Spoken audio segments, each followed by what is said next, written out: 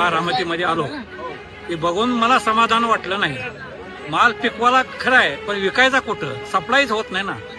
त्याला काय करायचं? शेतकऱ्यासाठी काही नाही, हे फक्त बड्या लोकांसाठी आणि मोठ्या व्यापाऱ्यासाठी सगळं चाललेलं आहे. आजचा दिवस वाया गेला माझा. मी 8 तास काम करतो रोज, सकाळी 8:30 वाजेपर्यंत 5 वाजेपर्यंत काम करतो.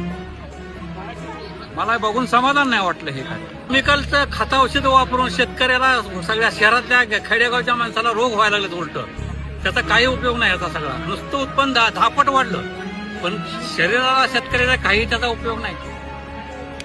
जुनं दूध नाही, जुनं कटलं धान, अन्न पाणी नाही, भाजीपाला नाही, नुसतं उकांड्यात टाकलेलं सगळं आहे. ते बोगस टाकायचं, दिवस काढायचं, लवकर मरून जायचं. ह्याच्यापेक्षा दुसरं काही नाही.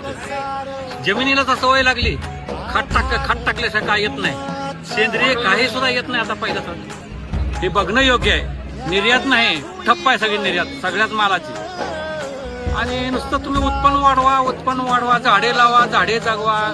तुम्हाला मग 7वा 8वा आयोग चालतंय, आम्हाला गरीबाला काहीच नाही. काय बघून